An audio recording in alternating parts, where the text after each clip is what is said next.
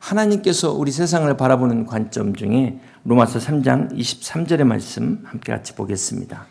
모든 사람이 죄를 범하였음에 하나님의 영광에 이르지 못하더니. 성경의 진단은 모든 사람이 하나님 앞에서 죄인이라고 말씀합니다. 처음에 이 말 들을 때 아마 기분 나쁘신 분도 계실 줄로 압니다. 아니, 나는 지금까지 법을 한 번도 어긴 적이 없는데, 심지어 나는 남에게 해를 끼친 적이 없는데 내가 왜 죄인이야? 정말 불쾌하게 생각하시는 분도 계실 줄로 압니다. 그러나 성경이 말하는 죄는 세상의 기준이 아닌 하나님의 기준으로 말씀하고 있습니다. 여러분, 모든 인간은 피조물입니다.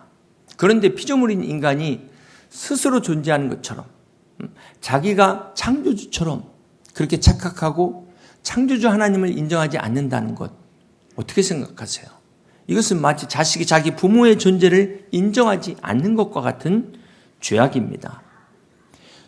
우리 성경의 죄라는 단어가 신약의 하말티아라고 하는데요. 이것은 그 활쏘기 단어에서 나오는 거죠. 관역의 정중앙을 빗나간 상태, 이것을 하말티아라고 합니다. 관역의 중심, 이게 바로 하나님의 기준입니다. 하나님의 법입니다. 그런데 이 중심에서 1cm 벗어났어요. 그것과 1km를 벗어난 것과 다 똑같이 벗어난 겁니다. 하나님은 이 모든 것이 똑같이 죄라고 말씀하는 것입니다. 우리가 세상의 기준으로 보면은 미워하는 사람과 막 입으로 욕하는 사람과 또 주먹으로 폭행하는 사람과 나아가서 살인하는 사람, 다 다르죠. 네. 죄 등급이 다릅니다. 그러나 하나님 법 앞에 딱 서게 되면 이 모든 죄가 똑같다. 요한일서 3장 15절의 말씀을 같이 한번 보시겠습니다. 그 형제를 미워하는 자마다 살인하는 자니 살인하는 자마다 영생이 그 속에 거하지 아니한 것을 너희가 아는 바라. 우리가 이 하나님의 법을 절대적인 법이라고 말합니다. 이 절대적인 하나님 법 앞에 서게 되면 살인하는 것은 내가 행위로 죄를 져야 되잖아요. 그것과 미워하는 것은 아직 행위로 나타나지 않았지만 우리 마음 안에 그 죄의 그 심성이 생긴 거예요. 내면의 죄가. 이 둘 다 똑같은 죄인이라고 하나님이 보신다는 겁니다. 이게 바로 하나님의 거룩이다. 하나님의 거룩은 완전한 것입니다. 상황이나 환경에 따라 바뀌지 않습니다. 사람에 따라 기준이 달라지지 않습니다. 그래서 하나님의 진리는 절대 진리입니다. 이것이 하나님의 거룩입니다. 이 거룩에 대한 그 어원을 살펴보면 구약에는 카도시, 신약에는 하기아스모스, 구별하다는 뜻이죠. 구별하다. 무엇으로부터 구별했을까요? 바로 죄로부터 구별했다는 것입니다. 이 죄와 구별된 구약의 하나님의 백성, 이스라엘 백성들이 거룩한 백성이라고 칭하는 것이고요. 그것이 신약에 와서 동일하게 그리스도 예수 안에서 거룩한 성도로 하나님이 구별해서 이어져 가고 있는 것입니다. 이처럼 성도는 죄와 구별된 하나님께 속한 거룩한 자들입니다. 성도가 참 좋은 거예요. 그렇다면 이 거룩은 어떤 가치를 가지고 있을까요? 존 파이프 목사님이 이 거룩의 가치를 금의 가치로 비유해서 설명한 적이 있습니다. 여러분, 왜 금이 화폐의 기준이 될까요? 화폐로 사용될 수 있을까요? 그것은 첫 번째는 그 희귀성 때문에 그렇습니다. 그런데 이 희귀성만 따지고 보면은 세상에 얼마나 희귀한 게 많습니까? 바다에 가보면 그 아주 희귀한 물고기들이 많이 있지만 그것은 썩고 냄새나기 때문에 화폐가 될 수 없습니다. 그런가 하면 깊은 산 속에 정말 귀한 보석이 있는데 아무도 접근할 수가 없다면 이 또한 쓸모가 없을 것입니다. 따라서 금이 화폐가 되기 위해서는 반드시 세 가지 조건이 필요합니다. 첫 번째가 희귀성이고, 두 번째가 영숙성이고, 세 번째가 적금성입니다. 금이 희귀할 뿐만 아니라 썩지 않는 영숙성을, 변하지 않는 이 특성을 가지고 있고, 동시에 사용할 수 있는, 실제로 사용할 수 있는 이 접근성이 있어야만 화폐로서의 가치가 있는 것입니다. 요즘 금값이 너무 많이 올라가고 있는데요. 여러분, 하나님의 거룩도 마찬가지예요. 하나님의 거룩도. 하나님의 거룩이 완전한 거룩으로서 가치를 갖기 위해서는 첫 번째 유일성입니다. 사무엘상 2장 2절을 보시겠습니다. 여호와 같이 거룩하신 이가 없으시니 우리 하나님, 거룩하신 하나님은, 완전하신 하나님은 유일하신 하나님이십니다. 이 첫 번째 유일성과 함께 두 번째 영속성, 히브리서 13장 8절에 말씀합니다. 예수 그리스도는 어제나 오늘이나 영원토록 동일하시니라. 그렇습니다. 우리 하나님은 영원하신 하나님, 시간이 지나도 세상이 변해도 영원히 변치 아니하시는 하나님이십니다. 이것이 하나님의 변치 않는 영속성입니다. 그리고 마지막 세 번째가 접근성이에요. 이것이 바로 인카네이션, 성육신 하신 것입니다. 임마누엘로 오신 하나님이 우리를 찾아오셨습니다. 사랑하는 성도 여러분, 아무리 귀하고 아무리 영원하신 분이라 할지라도 우리가 그분을 뵐 수가 없다면, 만날 수가 없다면 무슨 의미가 있겠습니까? 이처럼 가까이 하기엔 너무 먼 당신, 가까이 하기엔 너무 먼 하나님께서 친히 말씀이 육신이 되어 성탄의 구주로 오셨습니다. 여러분, 만약 하나님이 유일하고 영원하신데 그냥 저 멀리 계신다고 생각해 보세요. 그것은 우리에게는 그냥 정말 두려운 존재일 뿐이에요. 막연하게 두려운 존재일 뿐입니다. 만약 하나님이 우리와 가까이 계신데 변하시는 하나님이라면 어떨까요? 이랬다 저랬다 하시는 분이면 얼마나 불안하겠습니까? 초조하겠습니까? 그런데 만약 하나님이 변치 않으신데 여러 신들 중에 하나라면 이 어찌 절대 가치가 될 수가 있겠습니까? 의미가 없는 것입니다. 이렇게 하나님의 유일성과 영속성과 접근성을 통해서 하나님의 거룩의 완전한 가치를 우리에게 보여주셨습니다. 사랑하는 성도 여러분, 유일하고 영원하신 하나님께서 우리에게 가까이 다가오셨어요. 찾아오셨어요. 하늘의 영광 보좌를 버리시고 이 낮은 땅에 맑은 위에 찾아오셨습니다. 이것이 바로 성탄의 의미입니다. 감히 죄인이 접근 불가능한 완전하시고 거룩하신 하나님이 구유에 누이신 아기 예수로 오셔서 우리에게 이 거룩의 무한한 가치를 보여주셨습니다. 이것이 성탄절의 의미입니다. 사랑하는 성도 여러분, 세상은 기준이 자꾸 바뀌어요. 어제 기준이 오늘 또 바뀝니다. 또 오늘의 이 기준이 내일 또 어떻게 바뀔지 몰라요. 그러나 우리 하나님은 태초부터 지금까지 한 번도 하나님의 이 기준이 바뀌신 적이 없어요. 이것이 바로 하나님의 거룩입니다. 마태복음 6장에 보면 우리 주님께서 이렇게 기도하라고 기도를 가르쳐 주셨습니다. 우리 한번 같이 마태복음 6장 9절을 보실까요? 그러므로 너희는 이렇게 기도하라. 하늘에 계신 우리 아버지여, 이름이 거룩히 여김을 받으시오며. 우리가 기도할 때 이렇게 기도하라고 가르쳐 주신 첫 번째 기도 제목이 무엇입니까? 하나님의 거룩하심을 위해 기도하라는 것입니다. 우리가 기도할 때 여러분 내 기도 먼저 할 것이 아니라 오늘 주님이 가르쳐 주신 순서대로 기도하실 수 있길 바랍니다. 두 번째 기도 제목이 뭘까요? 10절에 나라가 임하시오며, 두 번째로 우리가 하나님의 나라를 위하여 기도해야 됩니다. 세 번째 기도는 뜻이 하늘에서 이루어진 것 같이 땅에서도 이루어지다. 이처럼 1번부터 3번까지가 다 하나님께 관한 기도입니다. 여기서 우리가 기도에 대해서 배워야 되는데요. 먼저 하나님을 위한 기도를 하고 우리의 필요는 일용할 양식은 그 다음에 하는 것입니다. 사랑하는 성도 여러분, 기도할 때 꼭 기도하는 순서를 잘 지키셔서 내 기도 전에 하나님의 뜻을 위하여 기도하시고 주님의 몸된 교회를 위하여 기도하는 여러분 다 되시기를 바랍니다.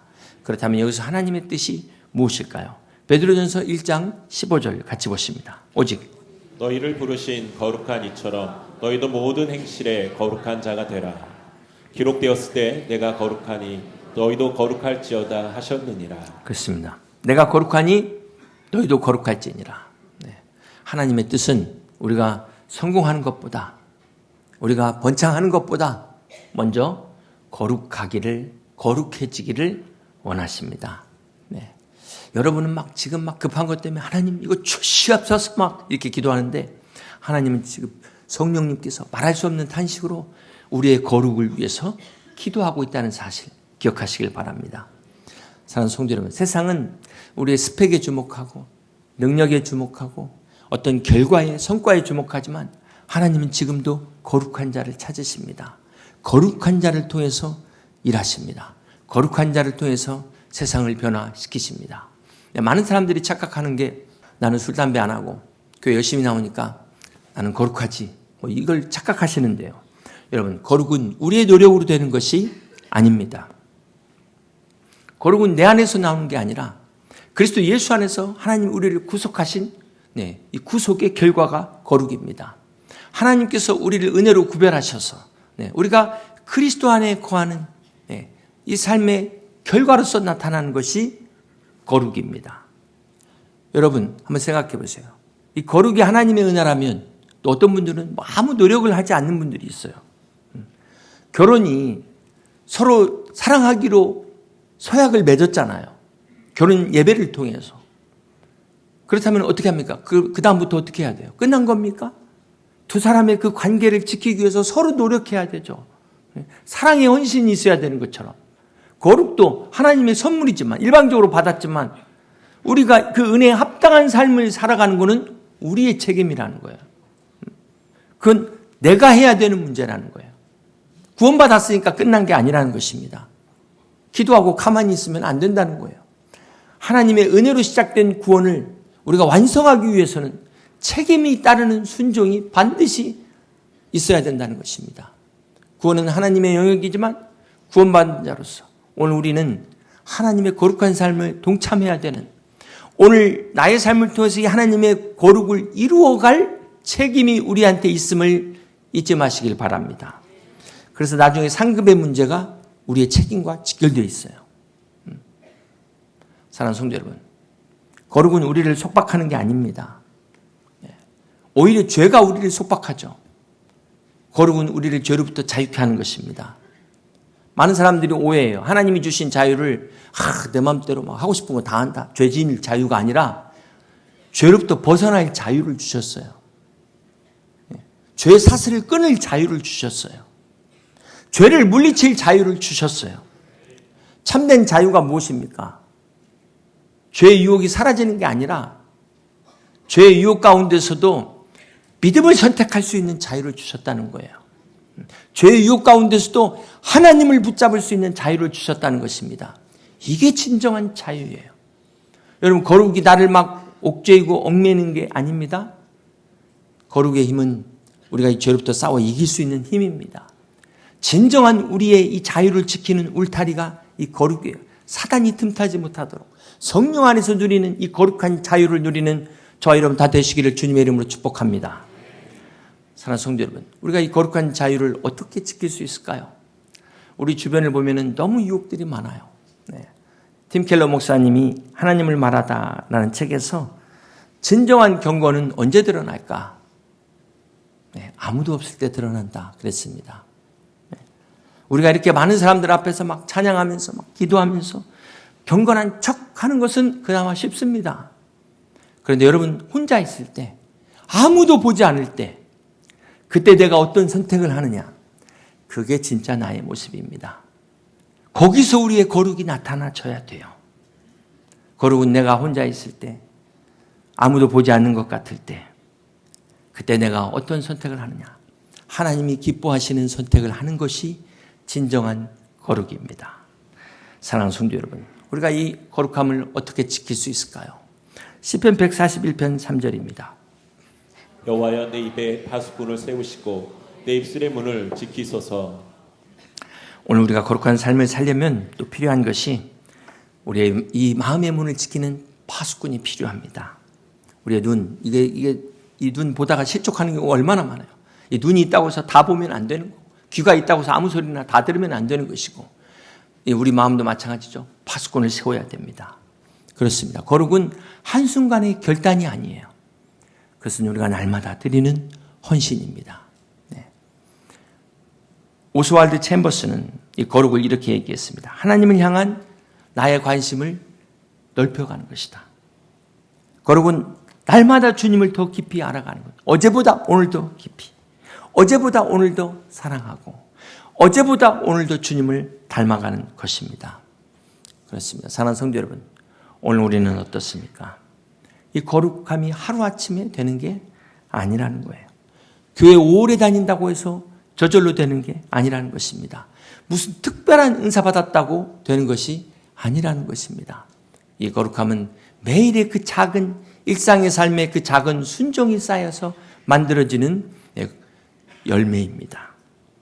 그렇습니다. 사랑하는 성도 여러분, 이 거룩은 우리 개인에게만 요구되는 것이 아니라 교회 공동체 전체에게도 하나님이 말씀하신 거예요. 교회는 이 거룩함을 잃어버리면 안 돼요. 오늘 왜 한국교회가 이렇게 빛과 소금의 사명을 감당하지 못하고 있습니까? 세상으로부터 욕먹고 있습니까? 이 거룩함을 잃어버렸기 때문에 그렇습니다. 교회는 시대가 바뀌어도 변하지 않는 하나님의 거룩함을 붙들어야 됩니다. 교회는 은혜 공동체이지만 동시에 거룩의 공동체라는 것을 잊어서는 안 됩니다. 우리가 회개 없는 용서는 자기 기만에 불과한 것처럼 거룩이 빠진 은혜는 값싼 은혜로 전락해버린다는 사실을 잊지 말아야 될 것입니다. 진리를 잃어버린 은혜, 거룩을 잃어버린 은혜는 교회를 세우는 게 아니라 오히려 교회를 무너뜨리게 됩니다.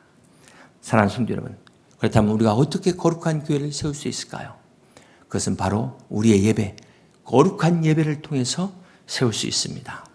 거룩한 예배를 통해서 주님의 거룩함이 나타나지는 것입니다. 올해 우리 교회 표어가 예배의 부흥으로 변화되는 교회였습니다. 여러분 금년 한 해 동안 어떤 예배를 드리셨습니까? 이제 얼마 남지 않은 금년 한 해 우리 예배에 부흥이 임하는 게 무슨 막 특별한 은사가 임하고 막 사람들이 몰려들고 뭐 이런 것만이 아니라 진정한 예배의 부흥은 뭘까요? 내 안에서 시작되는 거예요. 나로부터의 변화입니다. 내 심령 안에서 말씀이 역사하는 거예요. 말씀이 나의 심령 구슬을 찔러 쪼개는 겁니다.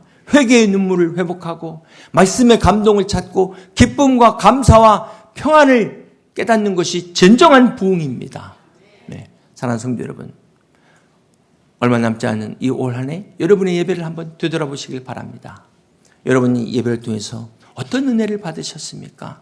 여러분은 언제 은혜를 받으십니까? 어떤 분이 예배 때 가장 은혜 받는 시간이 언제냐니까 끝날 때래요. 끝날 때 식당 갈 때. 여러분 그런 분이 한 분도 없기를 바랍니다. 여러분 무엇 때문에 예배에 나오십니까? 성경의 인류 최초의 살인사건이 예배 때문에 시작됐어요. 네. 나답과 아비후는 예배드리다가 불에 다 죽었습니다. 사울왕 제사드릴 소와 양을 끌고 왔다가 하나님께 버림받았습니다. 복을 받아야 될 예배가 왜 이렇게 저주가 됐을까요? 거룩하신 하나님 앞에 거룩한 예배를 드리지 않으면 하나님이 기뻐하시지 않습니다. 사랑하는 성도 여러분, 여러분 이 예배에 왜 나오셨습니까? 우리가 거룩한 하나님을 만나기 위해서 나오셔야 돼요. 설교 때문에 나오는 것은 예배가 아닙니다. 뭘 받으려고 나오는 것은 예배가 아닙니다. 우리는 거룩한 예배를 드리기 위해서 나오는 것입니다. 키에르케고르가 이 예배를 연극으로 비유한 적이 있습니다. 여러분 예배를 연극에 비유한다면 누가 배우고 누가 관객이 될까요? 설교자나 찬양대, 찬양팀 배우라고 생각해요. 그러면서 여러분은 관객이라고 생각하지 않습니까? 그 순간 어떻게 돼요? 여러분 구경꾼이 되는 거예요. 여러분 그냥 예배 보고 가는 겁니다. 아, 쟤들 잘하는구나. 뭐 이렇게 하고 가시는 거예요. 네. 자, 이런 경우에 여러분 지각하셔도 하등에 상관이 없습니다. 그냥 주무시고 가셔도 아무런 영향을 끼치지 않아요. 그러나 이것은 큰 오해입니다.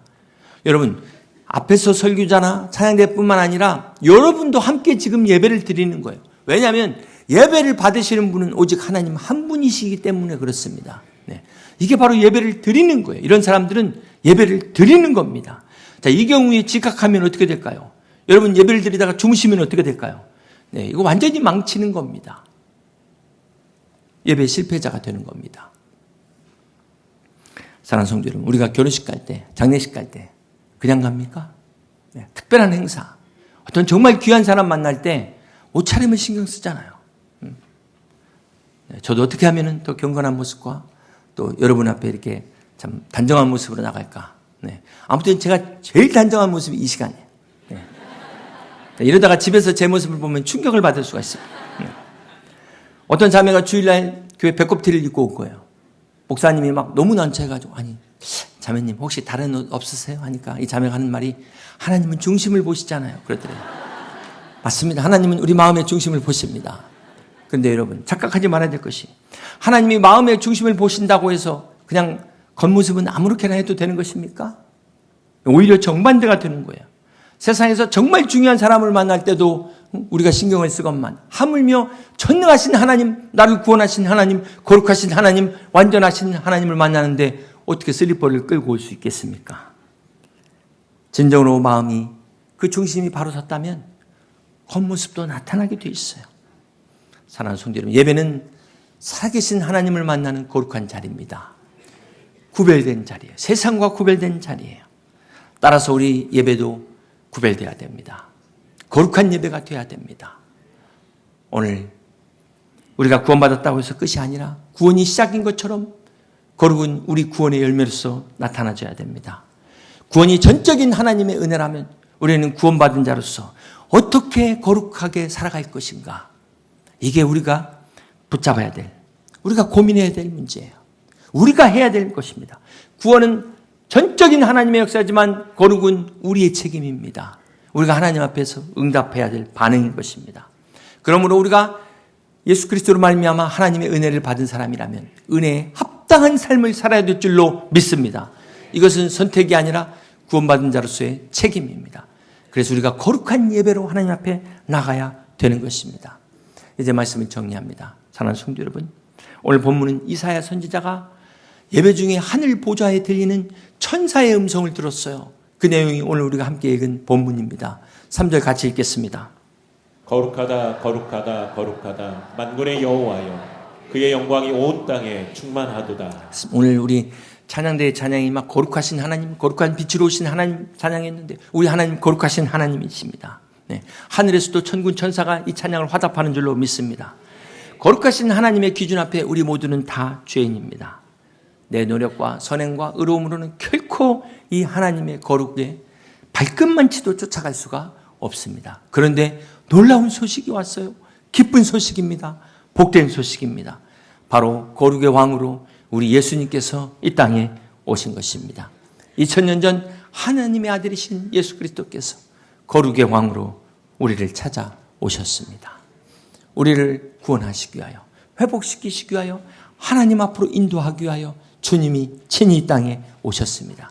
지극히 높고 높은 하늘의 부자를 버리시고 이 낮은 땅으로 우리에게 하나님의 그 무한한 가치, 거룩한 가치를 함께 공유하기 위하여, 나누기 위하여 우리를 만나시기 위해서 한없이 자신을 낮추셔서 그 낮은 곳으로 오셨습니다.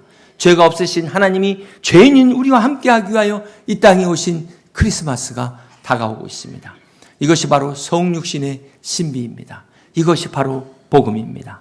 바라기는 이번 성탄절을 맞아 거룩의 왕으로 오신 이 예수님을 우리 마음 깊이 다시 한번 모시고 주님의 거룩을 닮아갈 수 있는, 주님의 거룩이 여러분의 삶과 가정에 충만하시기를 주님의 이름으로 축복합니다. 그래야 이 세상 가운데 여러분을 통하여 거룩한 성도의 빛을 발하고 우리 교회를 통하여 세상을 변화시키는 거룩한 우리 여의도 침례교회가 될 수 있기를 주님의 이름으로 간절히 축원합니다.